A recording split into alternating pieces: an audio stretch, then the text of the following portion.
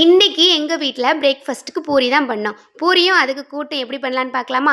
பூரிக்கு ஃபஸ்ட்டு மாவு இந்த மாதிரி பதத்தில் இருக்கணும். பூரிக்கு மாவு பிசையும் போது கொஞ்சமாக சீனியும் கொஞ்சமாக உப்பும் சேர்த்து பிசைஞ்சுக்கோங்க.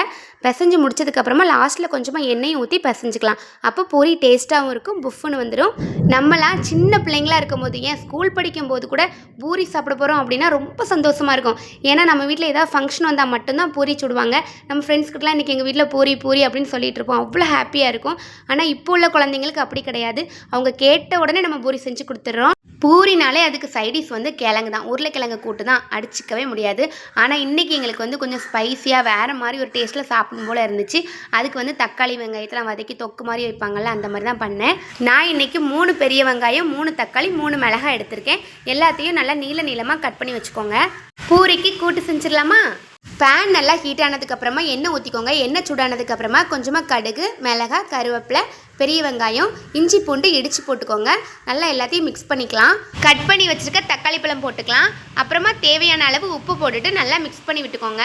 1 ஸ்பூன் வத்தத்தூள் போட்டு அப்படியே ஒரு 5 நிமிஷம் நல்லா ஹீட் பண்ணிங்கன்னா சூப்பரான தக்காளி தொக்கு ரெடி ஆயிரும். ஆதவுக்கு ஸ்பெஷலாக அவனுக்கு பிடிச்ச மாதிரி மினி பூரி சுட்டு கொடுத்தாச்சு. நீங்களும் வீட்டில் பூரி செய்யும் போது ஒரு நாள் கிழங்கு கூட்டை தள்ளி வச்சுட்டு இந்த மாதிரி தக்காளி தொக்கு வச்சு சாப்பிட்டு பாருங்கள். டேஸ்ட்டு சூப்பராக இருக்கும். கண்டிப்பாக இந்த மாதிரி செஞ்சு ட்ரை பண்ணி பார்த்துட்டு எப்படி இருக்குன்னு கமெண்ட் பண்ணுங்கள். இந்த வீடியோ உங்களுக்கு பிடிச்சிருந்துச்சுன்னா கண்டிப்பாக ஆதவும் நானும் சேனலை சப்ஸ்கிரைப் பண்ணிட்டு போயிருங்க. நெக்ஸ்ட் வீடியோ நாளைக்கு பார்க்கலாம். டாடா பாய்.